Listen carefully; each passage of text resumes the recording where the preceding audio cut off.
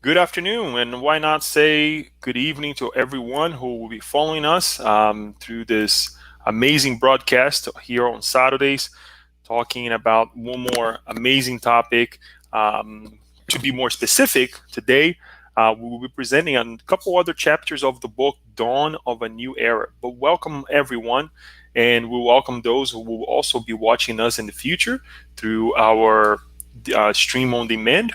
But before we go on and we start this amazing afternoon into this evening with the topic, I would like to read a passage of the book Happy Life, where we can go ahead and kind of calm ourselves a little bit more, get in connected with the message and the moment as well. And I wish you that you are sitting down, really put everything aside, because we're going to talk about really interesting things that I hope that you can apply to yourselves, apply to your environment, and help ourselves in this really change within us so we can live and construct a better environment for us.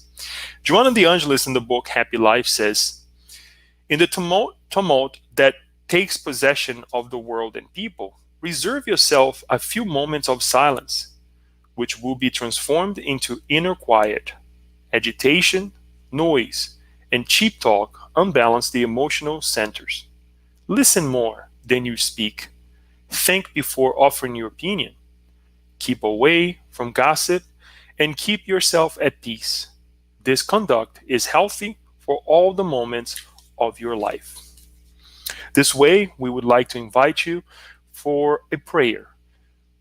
Let us thank our dear Creator for this amazing moment that we have in our hands today.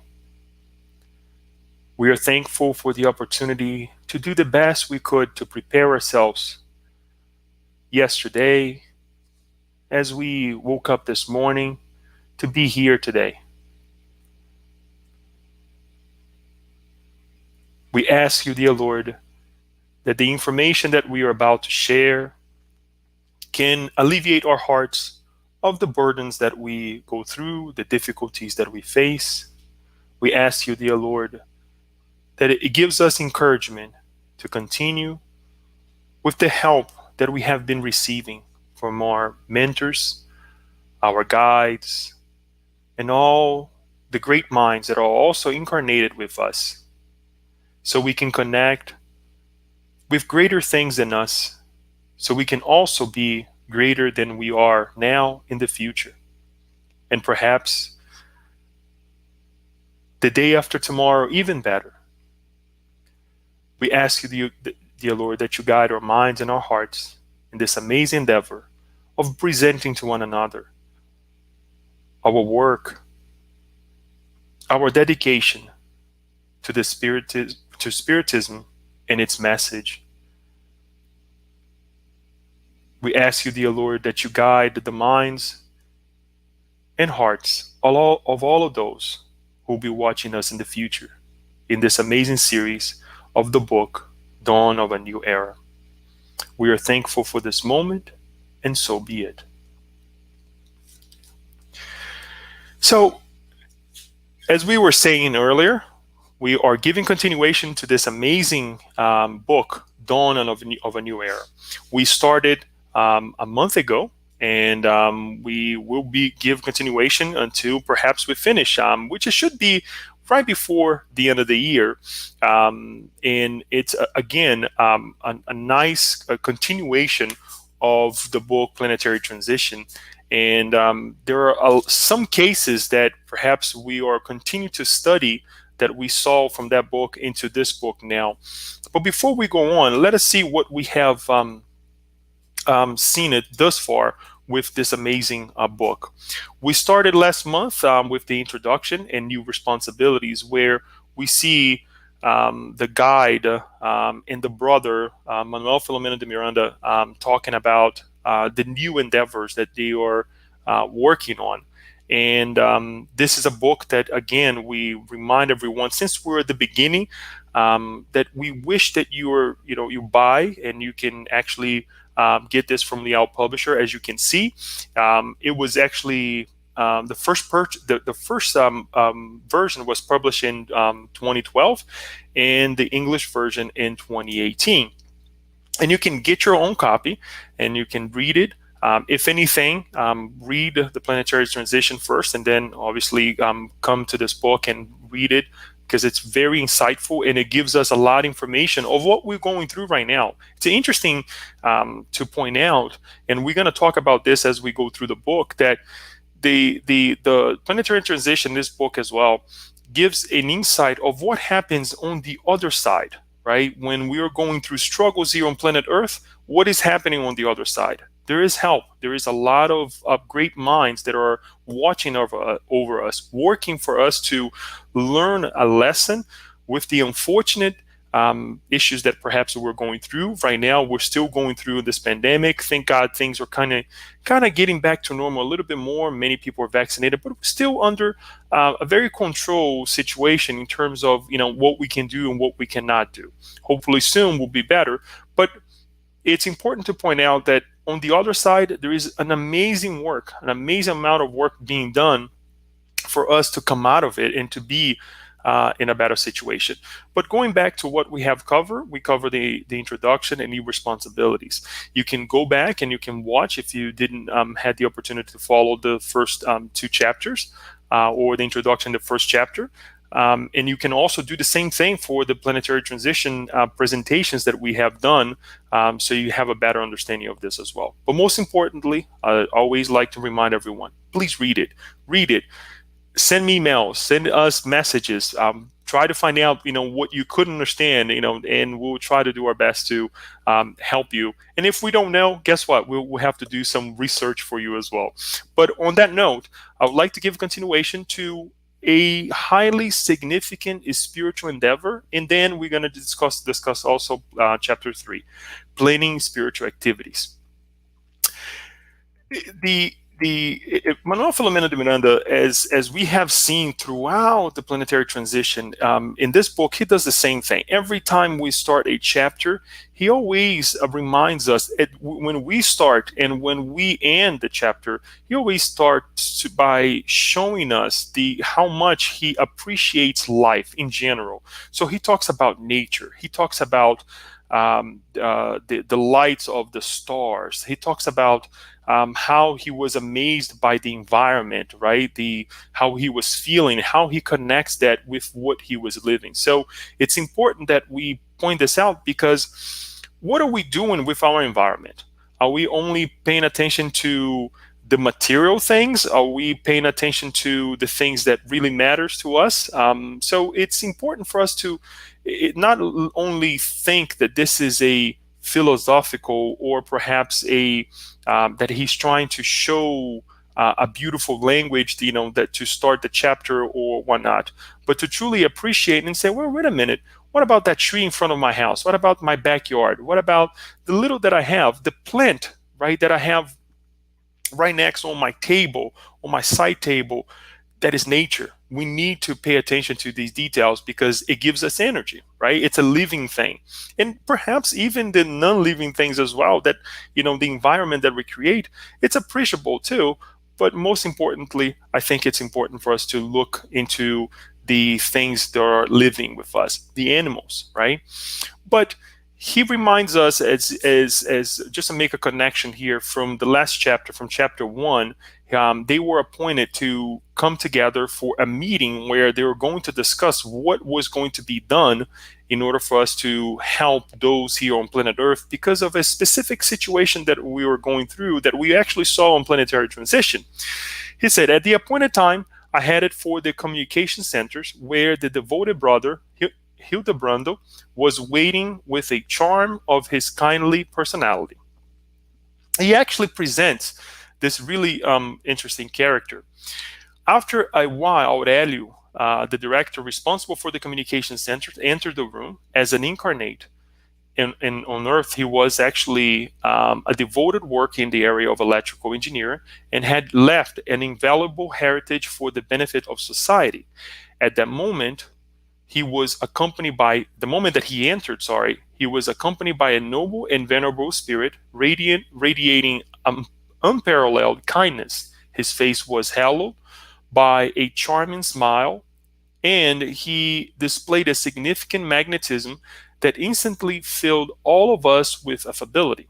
So they were called into this room. They were actually in this meeting now where Hildebrando brought Manuel Filomeno de Miranda to connect with these other spirits and to find out what was going to be the plan to help our society here on Earth, right? And what was happening to guide the incarnated ones that are here on Earth. Remember, um, um, the book Planetary Transition goes through very neatly on the transition from other spirits from other globes here to Earth to help us succeed, morally speaking, and they will also will be bringing, or they are bringing to us, advancements as well in technology in different areas, if you will.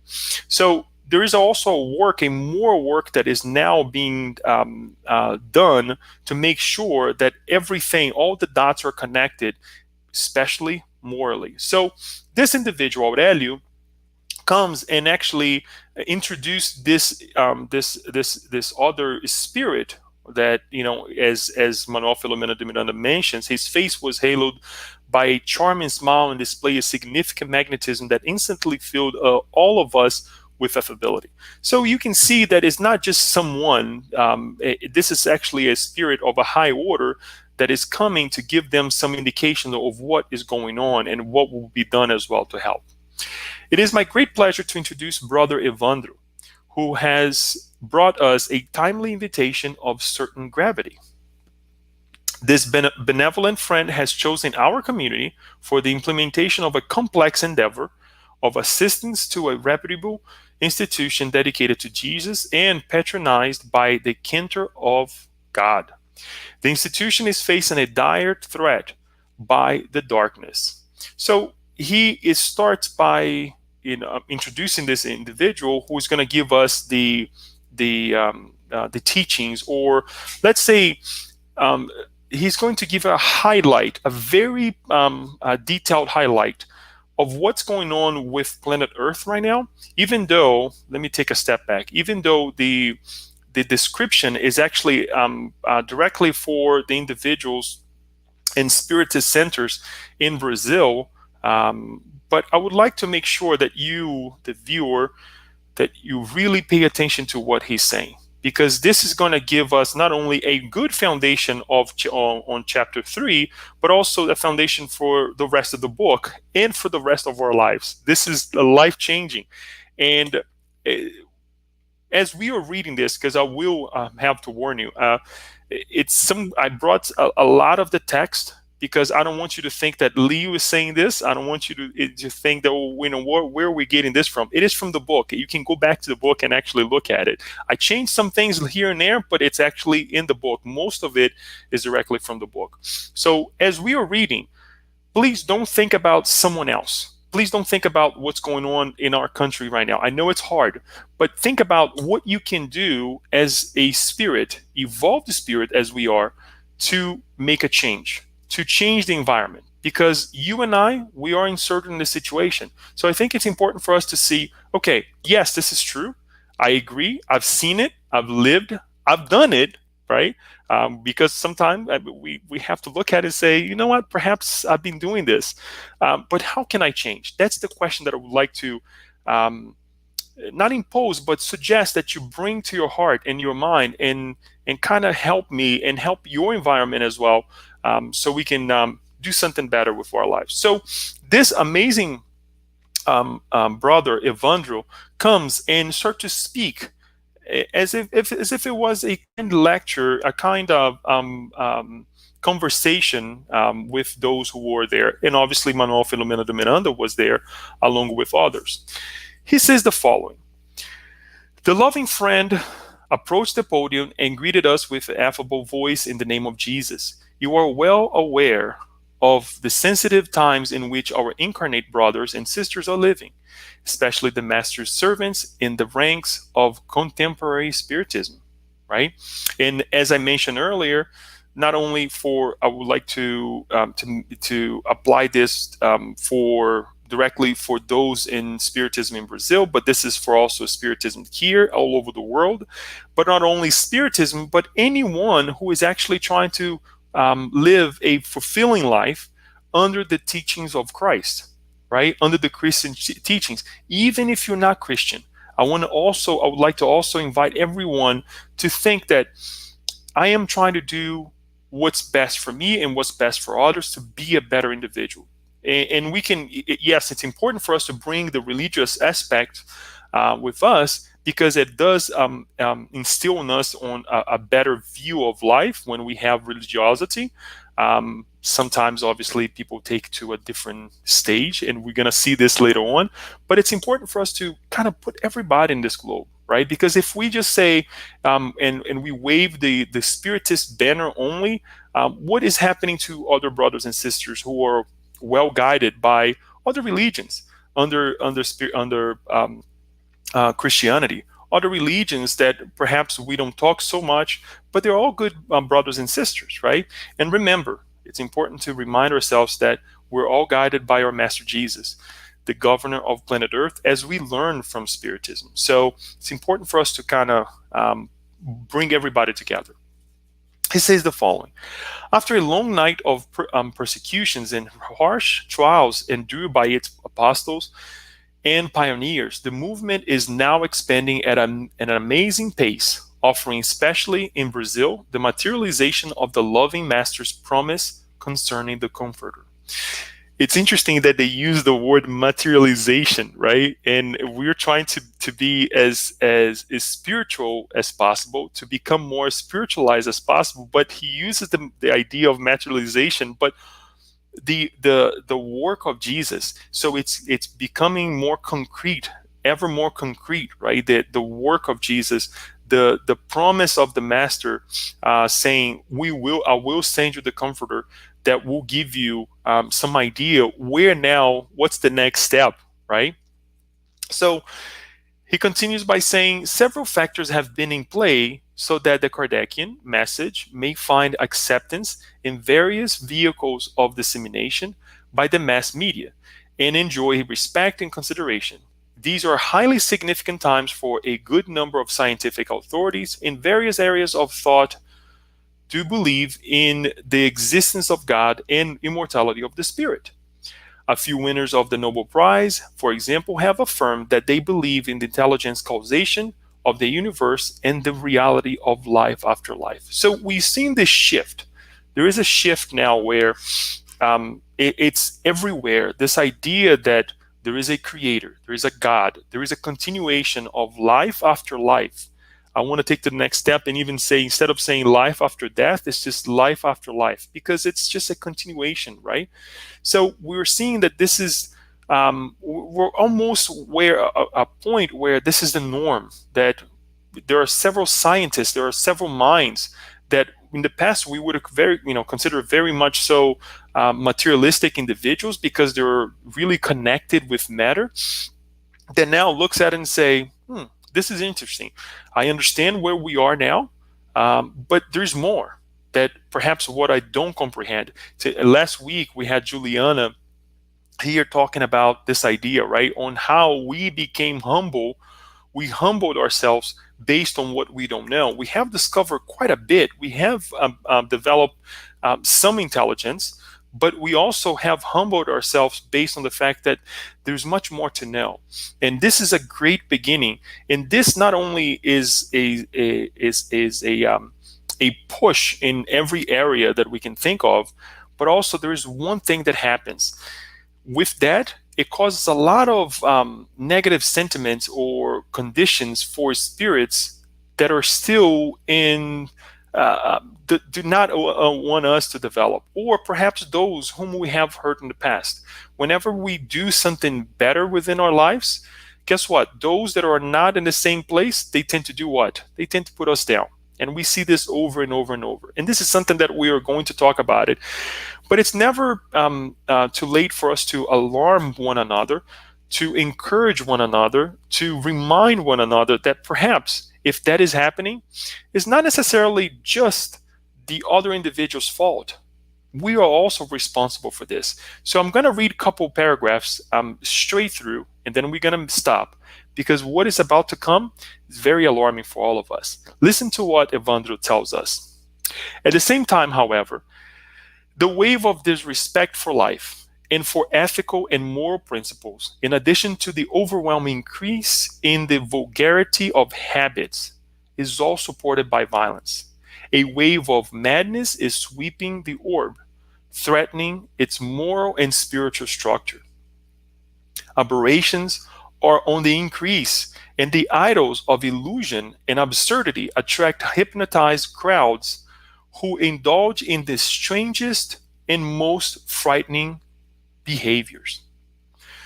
It is no wonder that the hordes of low order spirits intermingle with these misguided individuals and establish terrible and frightening obsessions that cause considerable sociological, psychological, and moral harm to a numbed society that has lost the concept of accepted spiritual values. This is kind of even said, but it must be said.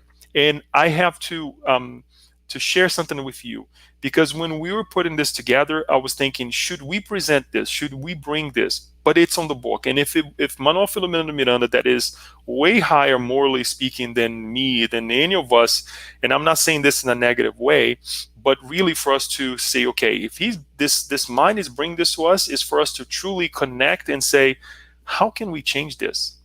Because here is the one of the antidotes, or one of the perhaps the reason why we're going through what we're going through right now.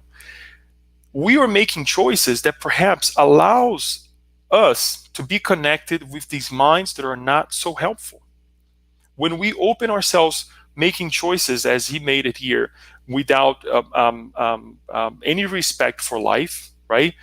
Without any ethical or moral principles, right? Devaluing, and as we're going to see later on as well, devaluing family structure, devaluing, the number of things that we know for sure that is important for us because we want to live a mundane life. Guess what? We are prone to be connected with these negative minds, right?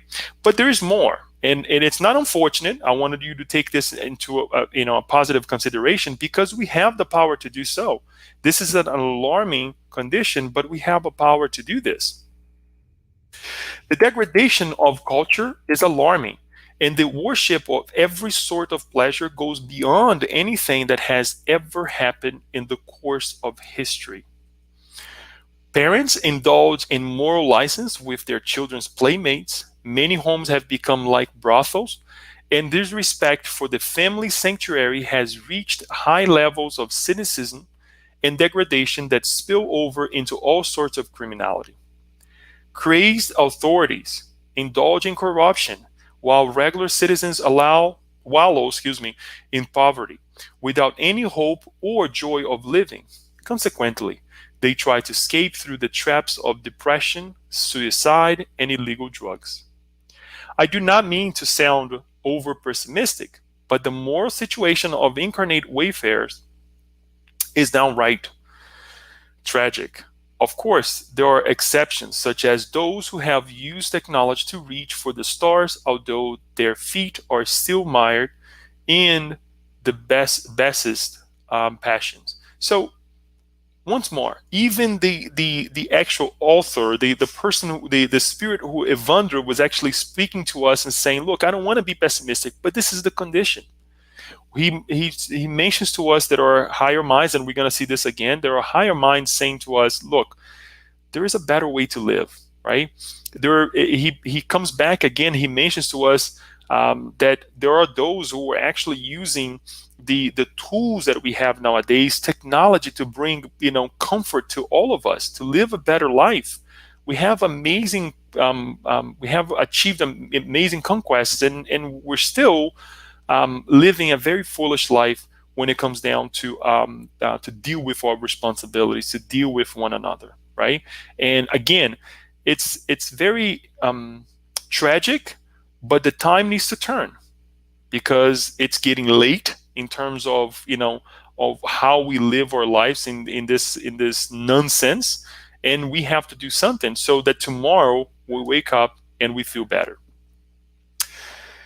Here is a great paradox, he says. While more and more of the worldly are becoming fascinated by the illuminative Spiritism doctrine, many workers of that restored gospel are slipping into unfortunate behaviors, demonstrating their own moral fragility and the fact that they have not observed the Lord's sublime teachings after all. So these are us, individuals that perhaps come in contact with the message, and unfortunately, we don't give continuation. Not that we for example, when we study Spiritism, that we have to give talks, that we have to do this or that in the Spiritist arena, but to become a better spirit, to become a person in society that perhaps gives better, that transposes better values, or at least questions the current values and say, you know what, I can do better than what I did yesterday, right? So this is the idea, where we really have to be careful, especially when we have been presented to this amazing message, to say no, no when we have to say no, no, to say yes when we have to say yes, right? So this is again another calling for us that are now inserted with this message, that now we have in contact with this rescued gospel that we mention so much, that we talk so much here in our meetings, and the different messages that we come across, or work that we come across within Spiritism. Defections are continuous, and personal downfalls are alarming to newcomers who approach with innumerable expectations, anticipating support and guidance, especially through the power of personal example, right? So when someone goes to the Spiritist Center, that speaker, that person that is speaking, they're going to be looked as, okay, Leo now has to be the example. And this is not easy, right? This is definitely not easy. So I remember, I'm just making a parenthesis here, one of the things that the great friend, and I consider him like a father for us, Jorge Godinho, who is today the president of the Brazilian Spiritist Federation. In one of our conversations, one of the things that he said is that we really have to be careful that perhaps when we look, for example, of someone who has been working at the Spiritist Center, who perhaps hold a specific position within the Spiritist Center, right? And I think we can apply this as well in society. We can apply this as well to the political arena, anywhere in the world, right? That we look at that individual as the perfect individual, right? We place that individual in a pedestal thinking, okay, that individual is perfect. Just because that person is speaking, that person is saying a prayer, or that person is giving passes, guess what? That's one of the worst fallacies ever that we can do for ourselves and for other individuals as well. Because at the minute that individual does something wrong, well, they're incarnated here. We're all incarnated here on earth. We're not perfect. What happens? Our world crumbles, right? Because we are expecting that individual to do everything perfectly. So that is something that we really have to be careful. And this is one of the things that in part, the individuals that are in the Spiritist Center, the individuals that are in society in general, they tend to present themselves of something that they're not. So that's why we need to humble ourselves and say, yes, I am temporarily holding the opportunity to present something to you, but I'm not perfect. I am temporarily holding the position to be a president. I am temporarily holding the position in a company to be the manager or the director, but I'm not perfect. I need you to help me succeed, and we all need to work together. So it's important that we do that, as well as when we do such a thing, we're telling the individuals that, okay, don't kind of bring your expectations a little bit down, because as you are not perfect, I'm not perfect, right? So I think this is important for us to live in a better society as well. And then he continues, discarnate who exploit extreme fear in this sickly interaction use the mental space of these imprudent individuals to keep the sublime promises of Jesus from becoming fulfilled. So when we are in this connection with one another, and we don't agree, and we're going to say a little bit more of this, where we have our difficulties with one another, what happens?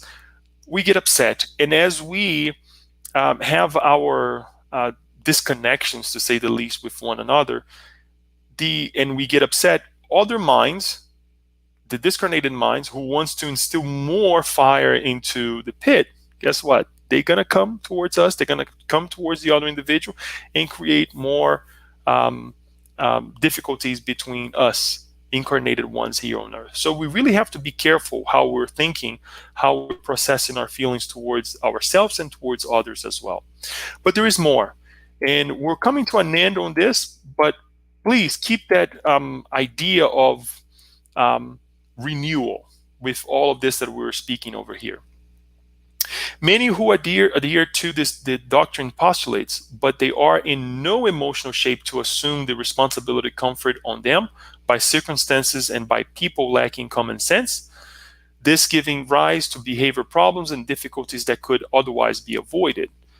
Also concerning adherence, confrontations and challenges mixed with personal problems do arise, and soon their joy fades and they make negative remarks about others, leading to conflict if their suggestions or standards are not appreciated, as we said earlier.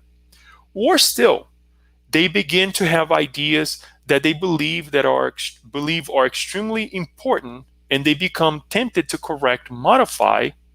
I'm going to say this again. They become tempted to correct, modify, or adapt to modern times the thought set forth in the Spiritist codification itself, creating lines of thought that indulge in the frivolous or the social, or the pretentious claim that their idea is a step forward, a supplement to the codification.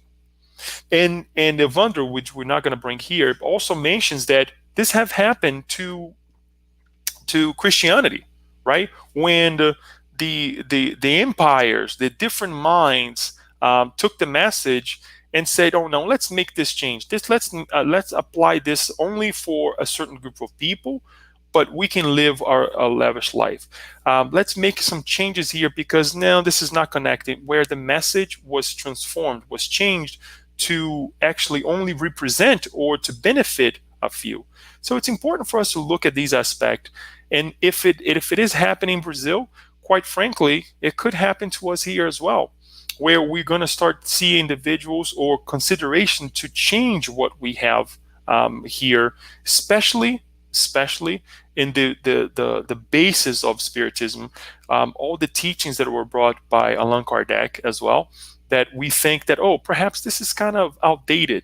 Well, everything, and we can talk to, we have talked to many scientists, different individuals from different fields, and when they read the Spirit's book and they read other teachings as well brought by the Spirits, they said, oh, you know what, this is hand in hand with what we're studying right now.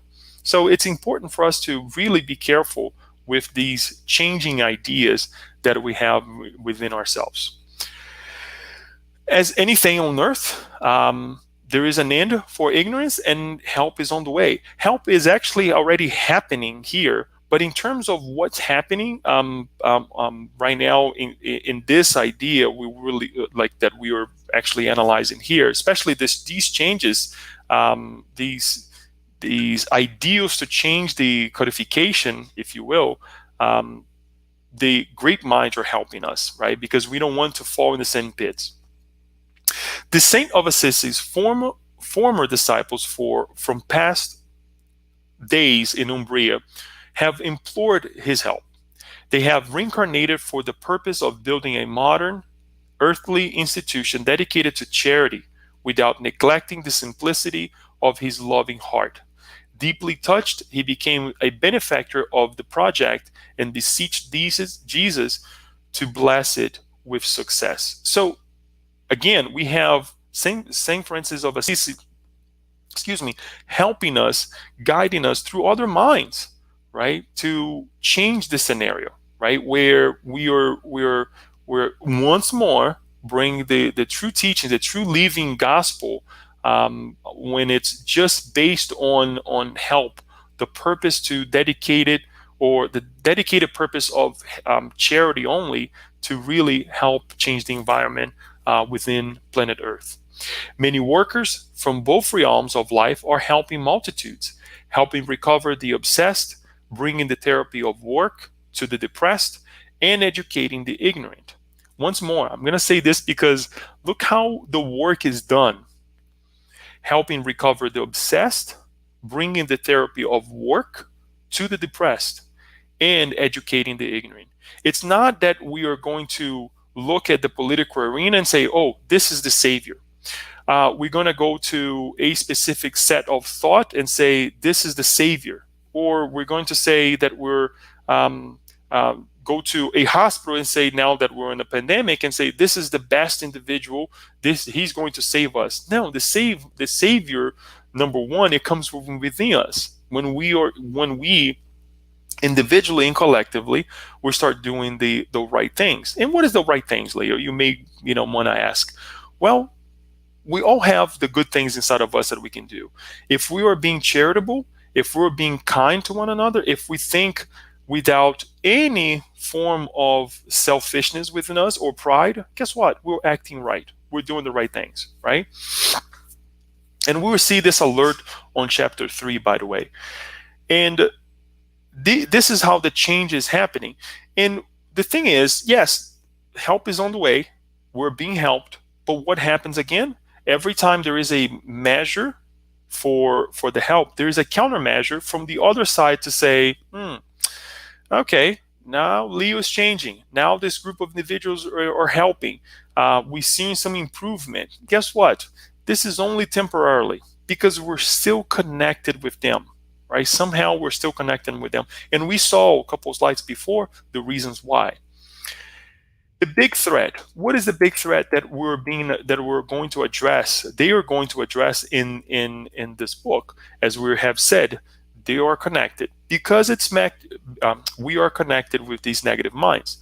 Because its members are united in faith and work, these enemies have been following them, waiting for any weaknesses that may arise so that they can enter the fortress and undermine it from within. So imagine a group of workers, right? Or imagine a group of, let's say, doctors, nurses that are working really hard to maintain the environment well, right? The physical and the spiritual, and you can name it, whatever it comes to mind right now. What is the negative minds that are perhaps do not want the planet Earth and us to evolve doing? They're looking for any openness that they can to get in and to start breaking from within. That is why it's really important for us within our family members, within the Spiritist centers, the gatherings that we have, the social groups that we perhaps are part of it, that whenever there is a discussion or a difficult moment, that we minimize it.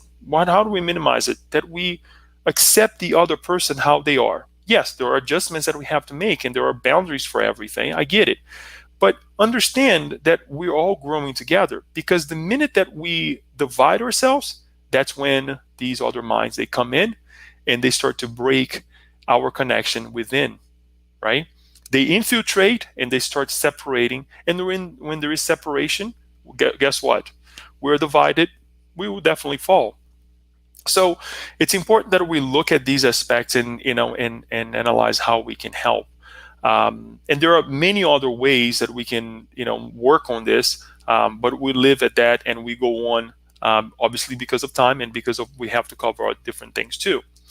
And that is what has been slowly happening. The presumption and rudeness of one of its ambitious, childish, foolish, and aggressive members have begun to take effect, generating unrest and becoming a moral breach for invasion by a lord of darkness, a wretched spirit who has been an enemy of Jesus since the end of the 15th century. This is again what was covered on chapter 19 and chapter 20, and we'll put the description when you watch this video that you can click on from the presentations that we did of the book Planetary Transitions, when we see this rabbi that were, let's put it this way, not well treated or mistreated by us, um, um, the early Christians in the past, and he's still trying to get his revenge. So again, go back to chapter 19 and 20 of the book Planetary Transition so you can get to know a little bit more of what happened then. But now they're trying to go back and fix this situation so that the infiltration stops and ceases to happen, right?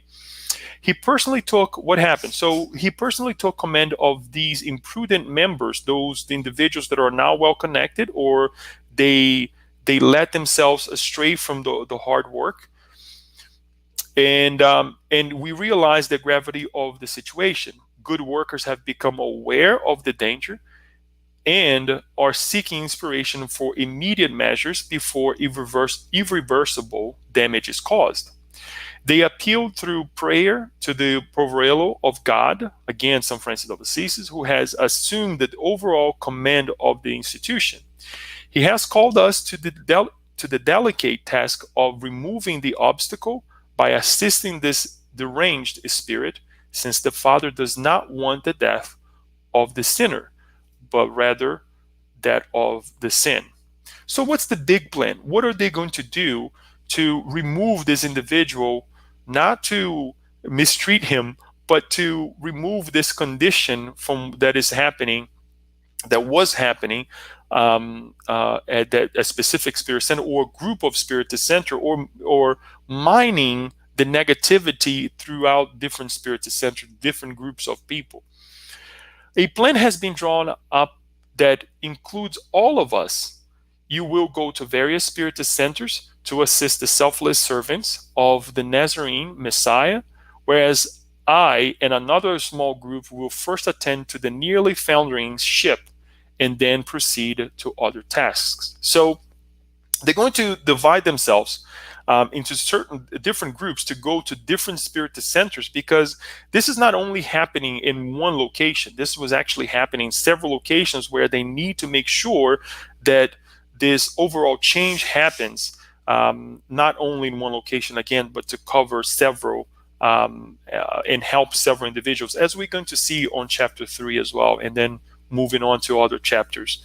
So that is actually what we are seeing. This is basically what's happening right now on planet Earth. And I wanted to remind you again, please reread this chapter. Go through those difficult paragraphs that we read here, but do it with the intention of a change, right? It's alarming. It's difficult. Yes, it is. As the author of Under mentions, he says, I don't want to be pessimistic, but this is what's happening. This is reality, right? Let us go back to our true values on how we treat ourselves, on how we treat one another, on how we really value what's important and what's going to be forever, and not only through this lifetime, right? Or value, when I say actually forever, and value that we can take to the next generation or to the next reincarnation as well. So it's important that we look at these aspects. Moving on to chapter 3, it's really interesting because a team was actually formed, right? And Manuel Filomeno de Miranda actually, checking my time here, Manuel Filomeno de Miranda comes to us and he presents to us the team that was actually formed. And it will be very exciting to hear from these different minds that we are going to share here. Some of them you already know. Some of them are spirits that are well known in Brazil, for certain areas of Brazil. And but the legacy that they created on planet Earth while they're reincarnated on planet Earth, the last times that were reincarnated here, it's an amazing journey. And there are a lot of information that we can actually go back and search in English as well, that has been translated about these minds, especially the last one. But I don't want to spoil. Let me go and show to you what is the team that Manuel Filomeno Miranda was assigned to work with. The first individual that he presents to us is this amazing mind here, Giuseppe Titinga. I know the names were quite Brazilian or Portuguese, if you will, but bear with me. He was actually born in the state of Bahia, from the state of Bahia in Brazil. He was born on December 2nd, 1866, and discarnated on March 25th, 1939. He was actually the one who founded and led, until his discarnation, the state of Bahia Spiritist Federation, which it went through so many transformations, so many difficult moments to become what it is today, even still the state of Bahia Spiritist Federation. So it's an amazing journey that he had to work and do. And mind you, these individuals had their personal lives as well, right? To conduct. They went through struggles just like you and I did, but as they went through the certain of their struggles, they saw that there was something more to their lives. All right, some of them did not incarnate spiritists. Number one, Brazil, especially for many years, was predominantly a Catholic country, and I can't tell you the statistics of today, but I'm quite sure it still is very Catholic. There is a growth as well in the Protestant arena, but for sure there is quite a bit of minds that are or Christianity being followed directly through the different areas. Then the second one is Eurípides Barçanufo. He was born in Sacramento, the state of the state of Minas Gerais, excuse me, in Brazil. He was born on May 1st, 1880, and discarnated on November 1st, 1918. He founded in 1907 the Allan Kardec School, right? And he was a great medium who helped a number of needed brothers and sisters physically and spiritually. And I say this because Eurípides Barçanufo, as we study through the Spiritism, he was one of the one of the well completed type of medium. When I say this, is because he had many ways to help other people through mediumship, different types of mediumship. Right, he could actually be here right now with us, and he would just stop and go somewhere else and help someone at another town and come back. And there's, again, I don't want to go in detail with it, but this is how complete this mind was to help other individuals. But hopefully in the future we'll have a talk that we can give. And unfortunately, I didn't have the time to search if there is anything in English that we can actually utilize as a point of reference. But he was very a well complete medium, to say the least. Another mind is Jesus Gonzalez. He was born in Boreri, in the state of São Paulo, also in Brazil, July 12th, 1902, and discarnated February 16th, 1947. Found the St. Augustine Spiritist Center in Pirapitinga, in the state of São Paulo. Also, this gentleman, he discarnated from with cancer disease as well, and it was towards the end of his life that he became a spiritist. And it was really interesting that he also went through quite a journey. And I will try to do my best to perhaps give more information about these minds and put it together so we can actually connect or put it with the video in future times, where we can go back and kind of find some references as well. And then finally, Dr. Bezerra de Menezes, whom we have talked about at the Spiritist Society of Baltimore. I remember about 3 or 4 years ago, if I'm not mistaken, or a little bit earlier, we gave a 30-minute, 40-minute talk about it, and it's just available for us if you want to research. But I'm quite sure there are other speakers who have actually done an amazing work, much better than I did, that we can actually look into it. And it's very well known individual spirit in Brazil. He was actually born in Jaguaretama in the state of Ceará, which is actually in the northeast part of Brazil, a little northern than the state of Bahia, on August 29th, 1831, and discarnated on April 11th, 1900. He was actually one of the presidents of the Brazilian Spiritist Federation from 1889 to 1900. And he was a politician. He was a doctor. He helped many individuals as well while he was living on Earth here with us. In all senses, I mean, he was a great mind. And I would like to point out that a lot of the helps that Eurípides Passanufo did mediumistically to other people to help and guide other people mediumistically, it was actually through the help of the spirit Bezerra de Menezes. So Eurípides Passanufo was receiving Bezerra de Menezes to help other individuals. So it's really interesting how there is a pre-connection, and Manuel P. Miranda mentions that he has worked with these other minds before. But let us see what Bezerra de Menezes, who is the one guiding this group, he's going to be the one responsible for this group, has to tell us, right? Not only the group, but also has to tell us. And Manuel P. Miranda brings these teachings to us. Going back here. So what he starts to do is to show scenes. Bezerra de Menezes starts showing scenes of the Spiritist Center where they're going to be working for 30 days, right?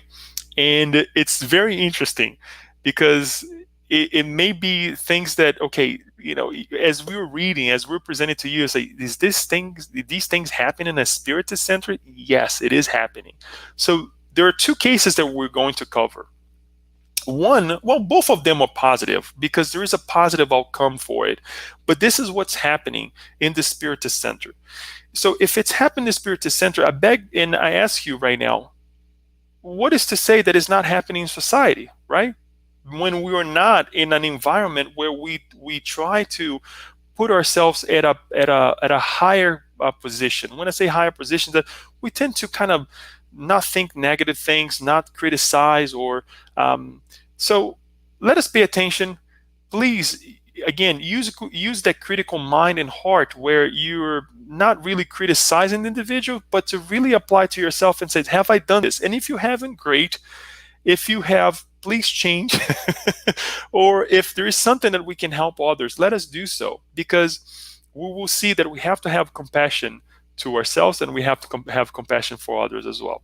So Manuel Bezerra de Menezes says the following: these scenes are being sent directly from the Spiritist institution that is one of the objects of our upcoming visit to the beloved planet. So imagine that they're there now. They come out of that meeting that we presented on chapter 2, and now they're in this small group, small location where Bezerra de Menezes is going to show these scenes, right? As if it was a recording that happened in that location, and now they're projecting again to see how can they help the community at large. It's not just those responsible for the Spiritist Center, but everyone who's going to that location. It was an evening telling a doctrinal study of the Spirit codification, and at that moment, the speaker was just finishing up. We could see that he was inspired by the center's mentor spirit as his listeners received appropriately bioenergy aid. So this is right at the moment of the passes, right? When we say bioenergy, is the passes where we stop and we pray and we start applying the passes. For those who have been in the Spiritist Center, you remember where everything is calmed down. Perhaps we dim the lights a little tiny bit so we can kind of connect with the higher minds a little bit better, and we start applying the passes. This transfusion of energy starts to happen.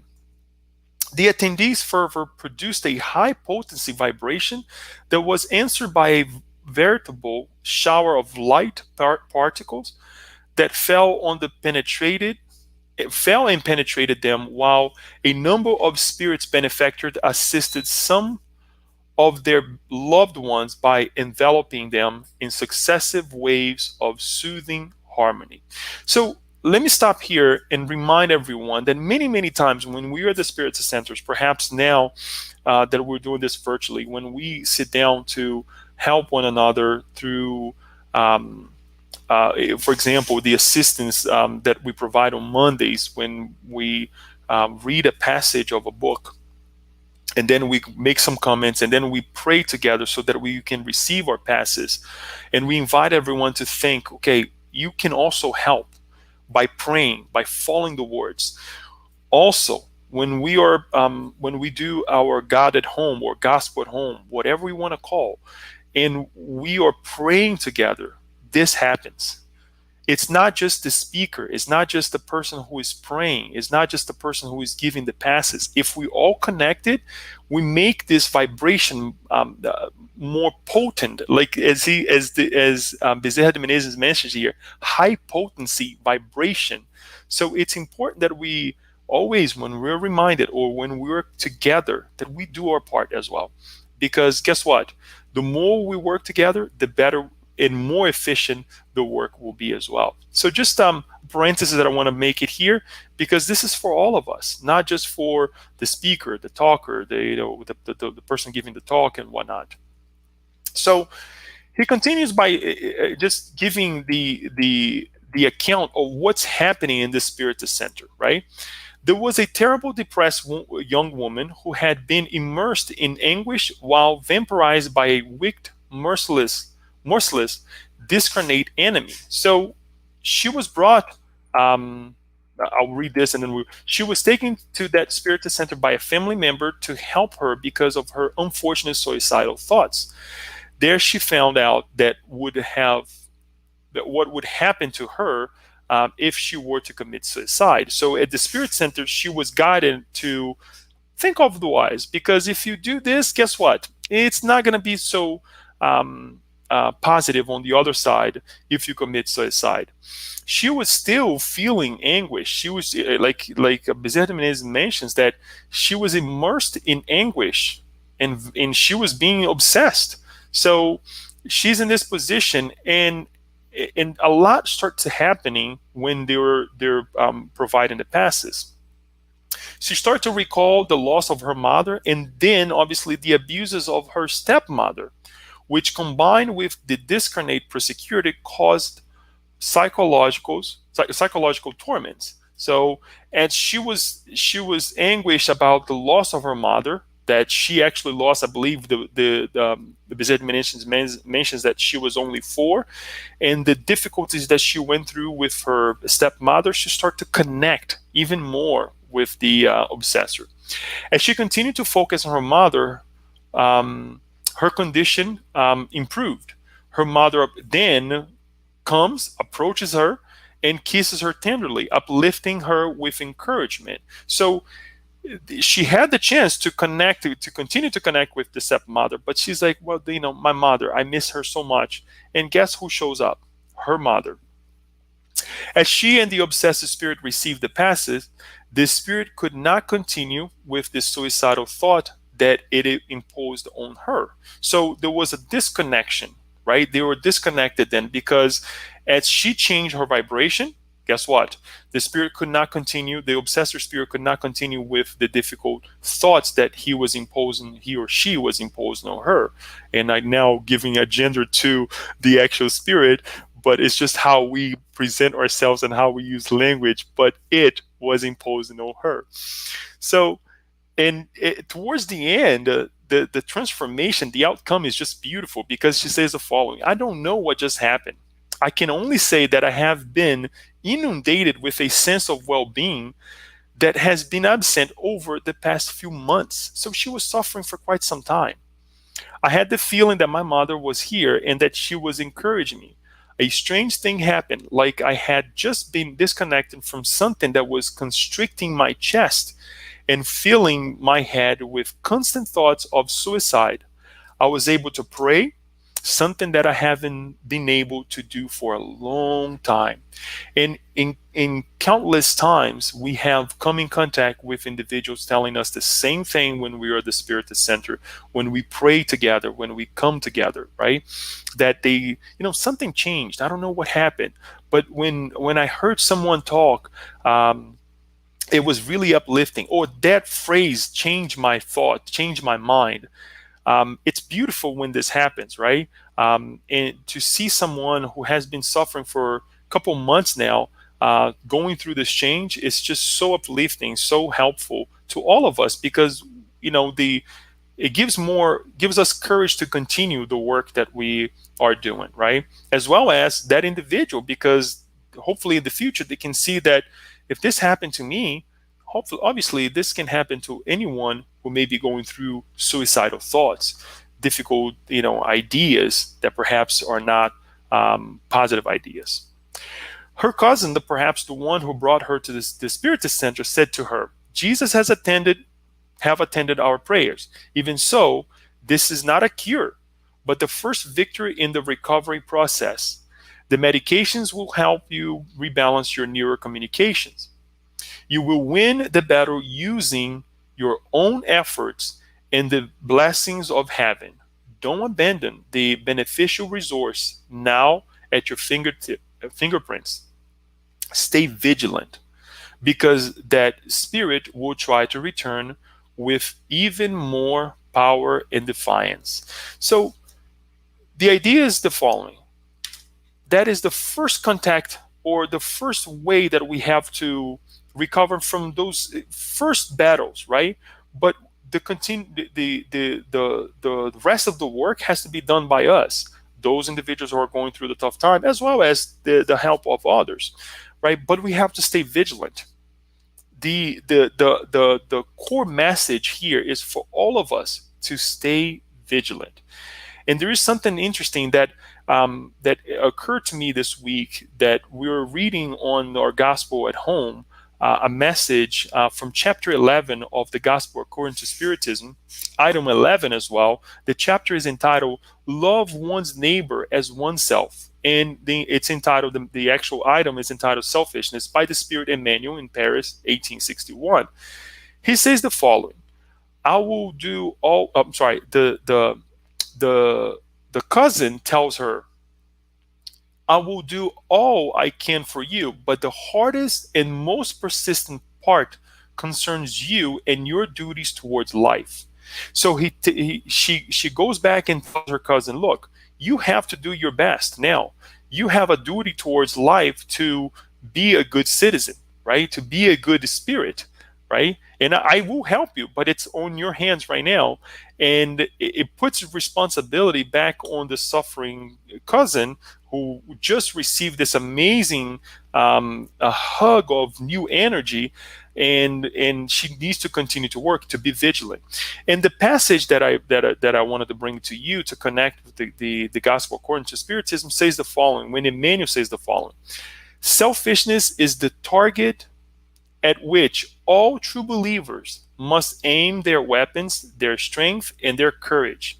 And he says, "I say the courage because more courage is needed to overcome oneself than to overcome other people." She has to overcome herself. She has to get out of her condition, and now to say there's more to life than think negative things or to connect with negative thoughts, right? Yes, she did have, acknowledge that she had a difficult past with her stepmother, but that cannot stop her from continuing to be a good individual, because now she has the living proof. Even though her mother came back in spirit to help her, she has a living proof through her feelings that her mother continues to be.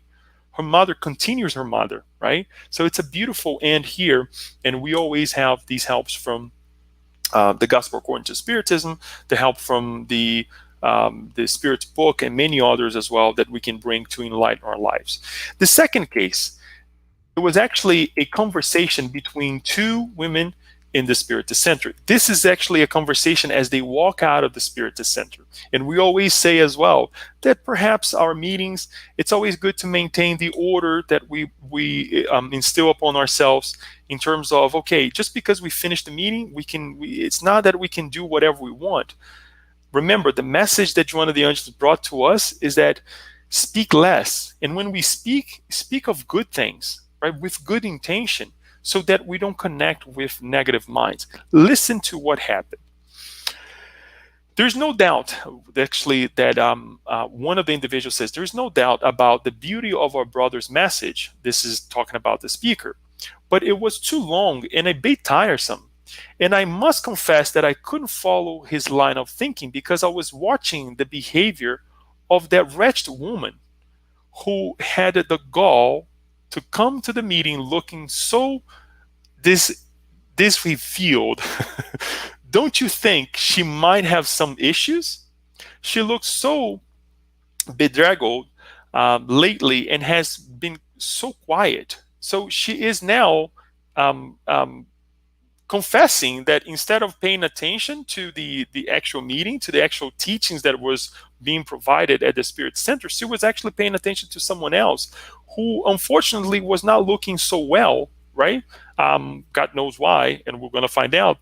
But guess what? It happens. And this is when we need to stop ourselves and say, have I done this? Or not only at the Spiritist Center, anywhere in our lives, right? And obviously, Bezerra de Menezes mentions that the comments attracted a node discarnate that she had, who was actually also exploiting her physically, who had been actually stopped from entering the Spiritist Center, so not to cause more commotion and maintain a disconnection from her, right? But because of her comments, what happened? She connects again with that spirit. And then the other friend looks at her and say, I disagree. I can't fathom how a 45-minute lecture so rich with optimism and such wonderful guidelines for happiness could seem tiresome. In fact, I'm sorry it wasn't even longer, because I compare what he said with my own conduct and discovered certain emotional flaws, what I will try to correct from now on, that I will try to connect from now on. So the other friend, much more alerted, much more self-centered, tells her, look, what you're saying is nonsense. You know, he said so many good things that we could apply to ourselves, and I will put into practice, that I don't think, that you're making much sense. And then she continues, the good friend says, as for that woman, I heard that her husband discarnated in a tragic accident not even a month ago, and that she has behaved with the dignity of a real spiritist.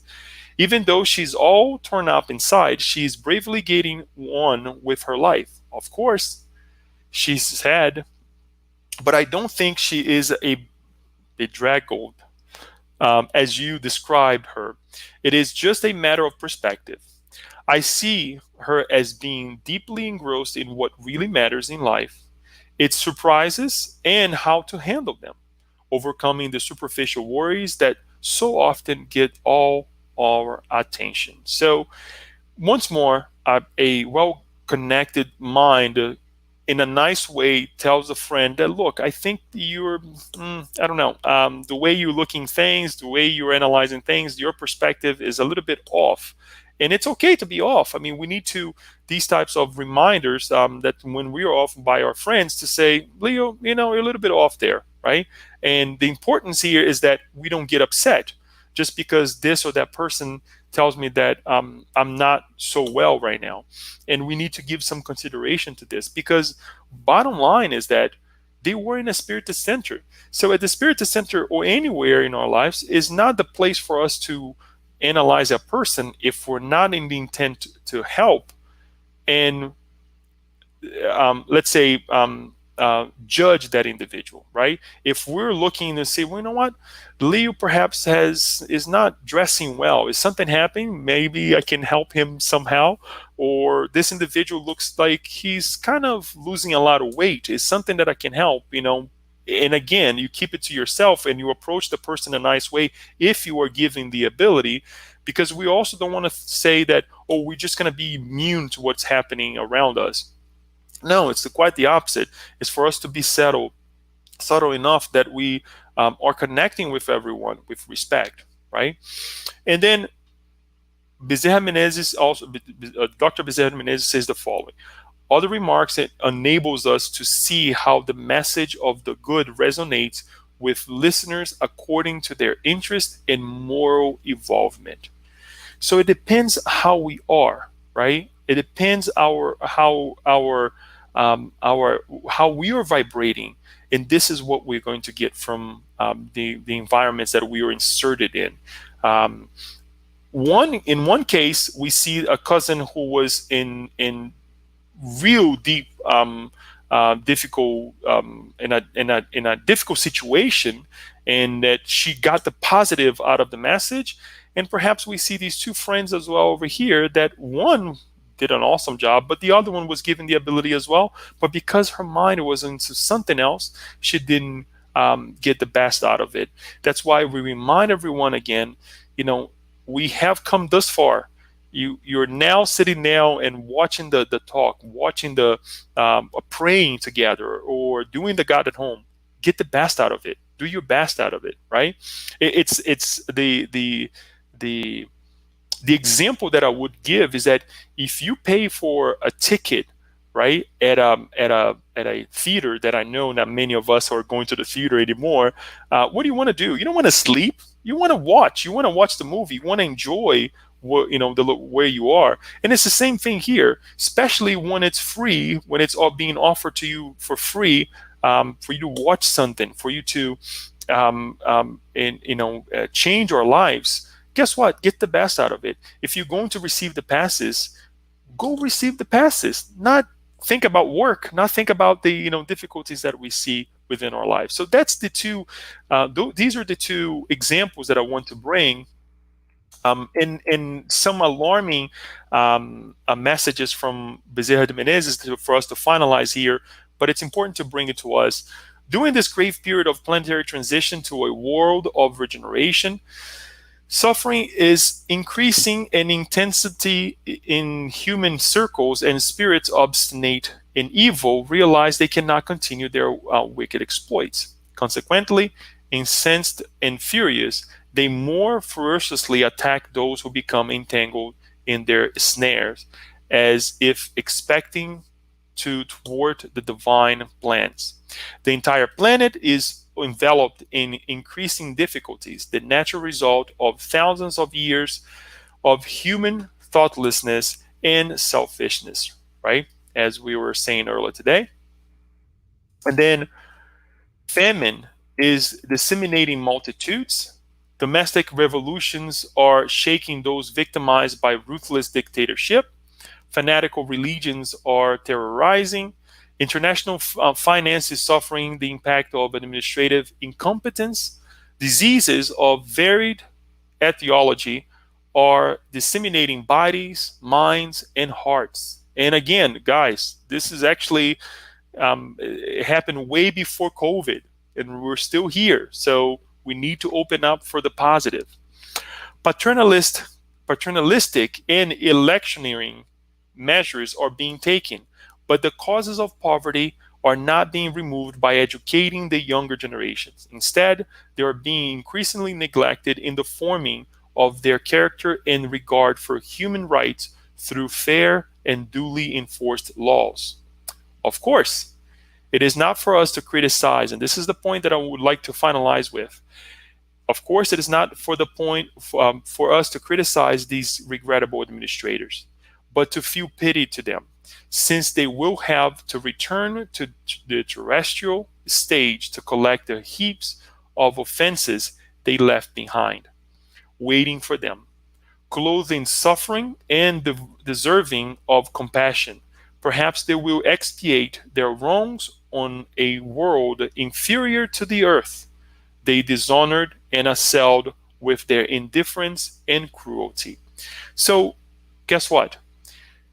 All of us, if we will have to be responsible or held responsible for what we're doing now. And if there are measures that are not being taken, or there are certain things that are negatively done at this point, we will have to reap the consequences, especially those who commit those acts. So it's not for us to judge. And this idea of compassion is well brought to us in the gospel according to Spiritism as well, through the Spirit Michel, where he says that compassion is the virtue that brings you closer to the angels. It is the sisters of charity. It is the sister of charity which leads you to God. Compassion, deeply felt, is love. Love is the devotion. Love is devotion. Devotion is for forgetting oneself. And this forgetfulness, this self-denial on behalf of unfortunates, is virtue par excellence, the kind that divine Messiah practiced throughout his life and taught in his holy and sublime doctrine. Why am I reading this before I read what Bezerra Menezes brings to us? Because I want to show to you that you perhaps don't have to go to this book to read about compassion, or extract these teachings, right? It's in the Gospel according to Spiritism that if you would like, you can be implemented in your God at home. And the message, we can read what Bezerra Menezes says when he says, in our work of this obsession, let us have compassion on the suffering, but let us not forget the ones that are unhappiest, the unhappiest, those that are still dominated by prolonged hatred without a moment of peace, having become downright criminals. As spiritual therapists, for our discarnate brothers and sisters, compassion regarding their misfortune has to be a rule that keeps us from tuning in to their anger and cruelty. Even though Jesus, look at the example, even though Jesus was forceful when dealing with hateful spirits, he always had compassion on them. To finalize the compassion part from the Gospel according to Spiritism, this is not the whole message. The message, the item 8, entitled Compassion from chapter 13, is much longer than this. But so please go and read it. It says, the most appropriate sentiment for enabling you to progress by subduing your selfishness and pride, the one that predisposes your soul to humility, beneficence, and love for your neighbor, is compassion. Compassion is the melancholic but celestial precursor of charity, the first of all virtues. Compassion is the sister of charity whose benefits she prepares and enables all of us. So there we have, dear friends. This is actually what we can cover for chapter, a little bit longer than we want, but what we can cover for chapter 2 and chapter 3. More to come next month. I would like to take the time to take some questions, some comments as well that we have. Perhaps we may not be able to cover all of it, but we'll certainly try some of them. And as we always do, we acknowledge some of the hellos and all the time that we have done here, spent here, and watched this amazing talk and the continuation of this book. So I'll ask Daniel to help me here with some of the comments and questions here. He's going to be posing, and hopefully I will be trying to answer them. Iasko says, this book was dictated in 2012, so dealing with present situation. Numb society allied to obsession by low order spirit result in raising numbers of suicide, mental disorders, drug addiction. This added by the weak sleeping actions of spiritists happening in Brazil, but probably here in other countries. It seems a very worrisome picture. Sure it is, yeah. How to turn around this difficult situation as workers in the spiritist movement, make more truthful assessment to identify problems leaving. Yasko, it's difficult, right? I think the when I say difficult, it's because everybody have their own issues, their perspectives. Everyone is different. That's when I say that it's difficult. But because I think the antidote is very easy, as Manuel Filomeno de Miranda And in chapter 3 as well, Dr. Bezerra de Menezes tries to reminds us, right? The foundation is there. The Christ's teachings is has been with us for 2,000 years, and perhaps we haven't grasped it yet, right? And here we are, we come back, and we tend to impose ourselves. We forget to be as humble as we can, and dominate the areas that we are within, right? So being humble, one of the things that we have mentioned here, it's very important. Be compassionate. And this is again, applying this to Leo is very difficult too. So I'm with you. We're all together on this. That's why we need these reminders, right? And when you need a checkup, talk to somebody who you can trust. That not only is going to tell you what you like to hear, but also the things that you don't want to hear it.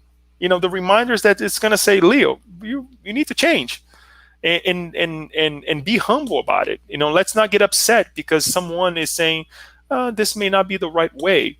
So I think that we need to humble ourselves more. That's number one, because anytime that we don't recognize the issue, the problem, we're going to continue to do so. We're going to continue to live the same life. So we need to recognize the problem, and I think the main thing is to humble ourselves, to change the situation, acknowledge the situation, and make some changes if possible. So that would be but you're right. There's quite a bit that we need to change there.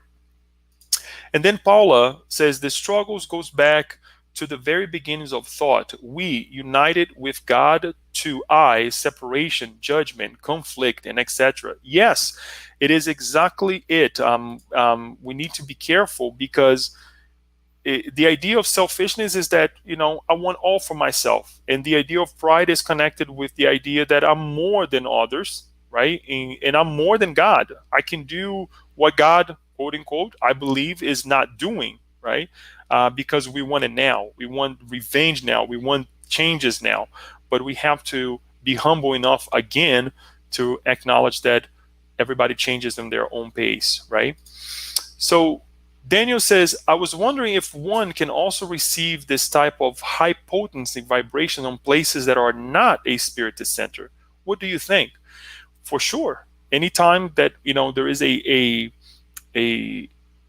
higher purpose than ourselves, it can happen.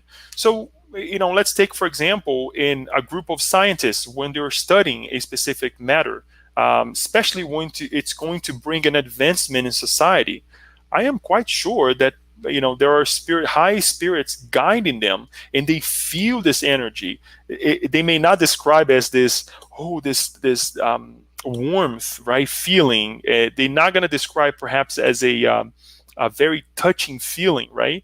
But they will describe as a rush, or perhaps that their minds were processing things very fast because the infusion of highly well-connected spirit towards them. So yes, any field of life, any a condition of life, when there is one or more connect in the name of Jesus, and when I say in the name of Jesus, not just praying, but doing goodness, guess what? There he will be.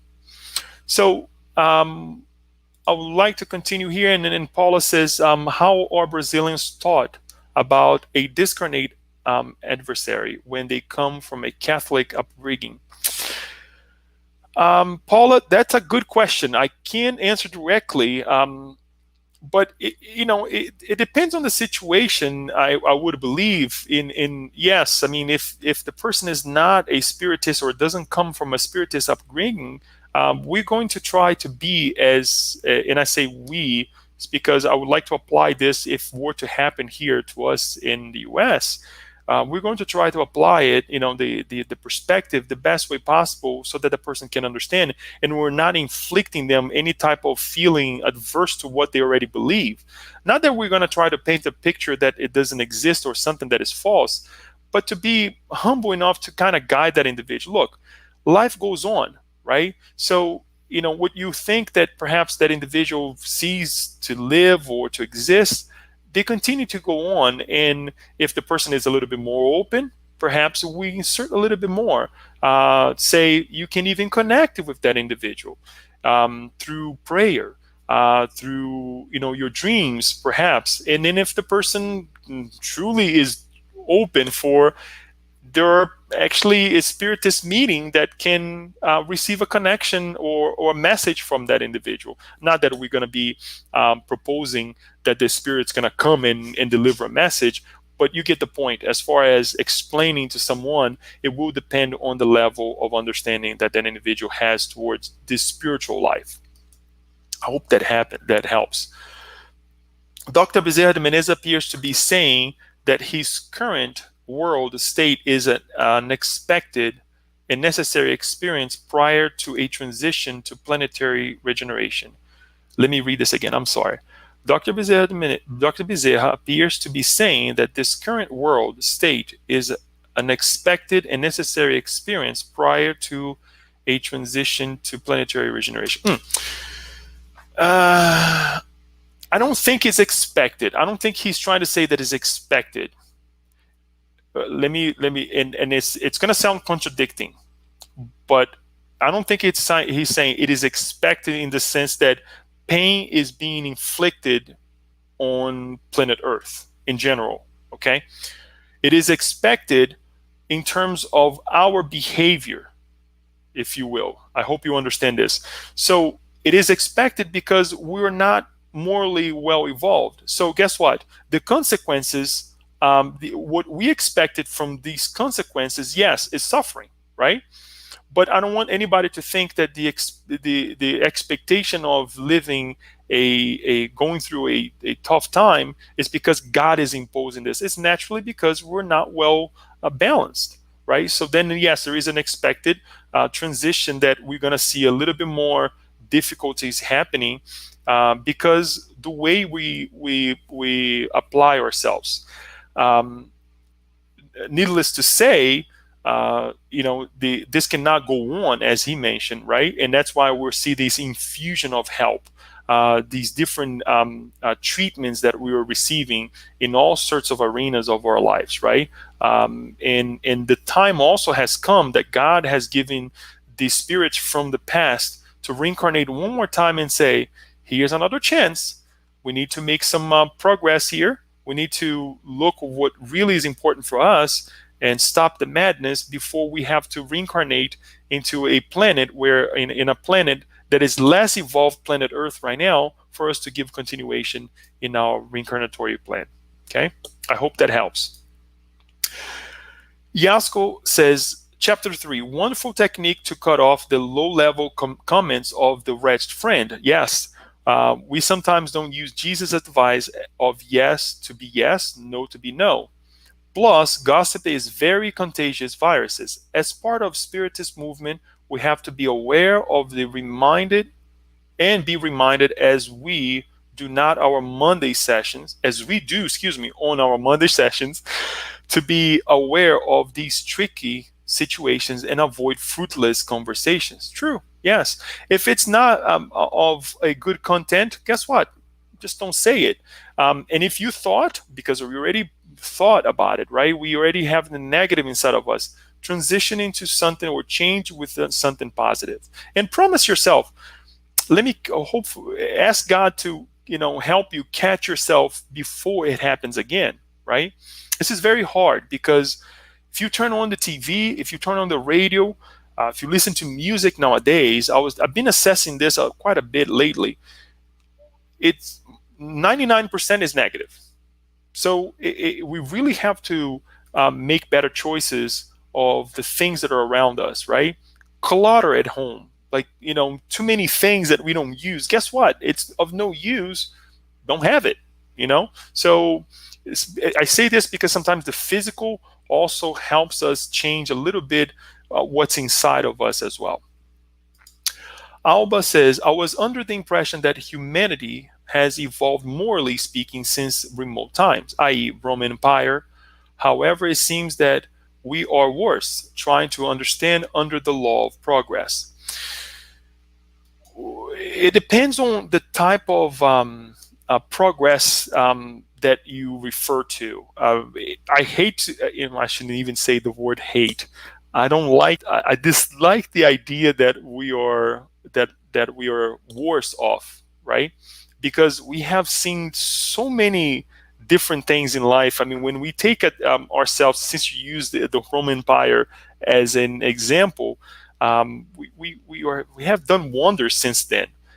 If we go back and just say, 5 years ago, we have so much technology, so many things has happened, so many hard work has been done for us to continue here on Earth, in both realms of life. I beg to differ that we are not uh, in a better place than we were before. So we have to truly analyze this idea. Now, in terms of morality, I would like to say that we could be better off, right? We could be at a better state than we are right now. In that sense, I agree with anybody, because it's not of an idea of being pessimistic, but it, as I was commenting towards the question that Paula posed, we shouldn't be suffering more than we have to.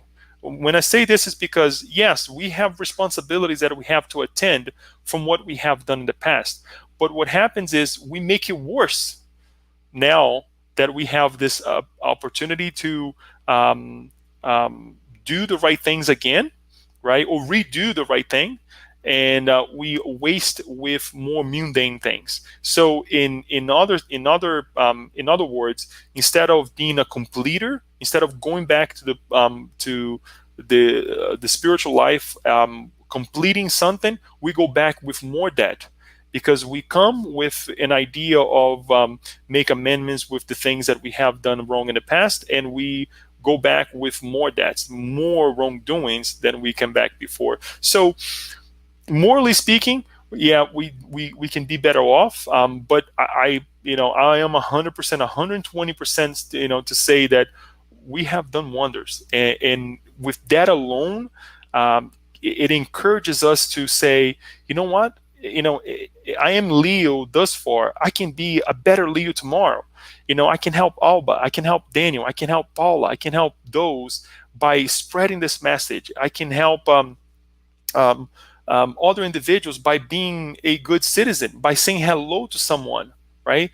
By buying from the local market, right, to help those who have a job there.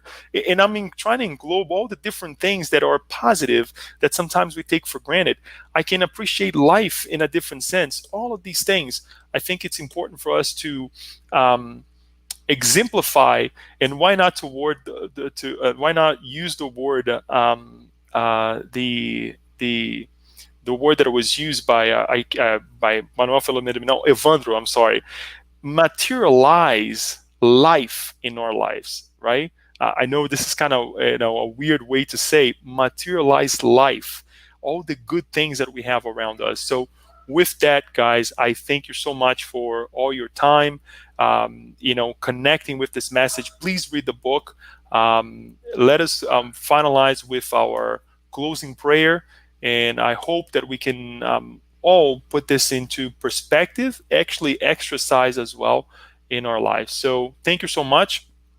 At this point, we would like to thank our dear Creator for this amazing moment that we had, for the opportunity to speak, to be listened, and for all of us to connect with all these different minds that we learn from today, the different spirits that are working hard to bring us joy, encouragement, enlightenment. We also pray for this amazing mind, Manuel Filomeno de Miranda, heart, Divaldo Franco, who worked hard to be able to receive this message, this enlightenment to all of us. And here we are today, studying, connecting, questioning, and giving us a different perspective about life. Not only this reincarnation, but also future ones. This way, we would like to ask that each one of us connected here and perhaps in the future, those who will be watching us in different streams, both realms of life, can practice these teachings and feel the joy of our Master Jesus in our heart. We thank you, and so be it. Until next time, dear friends, see you then.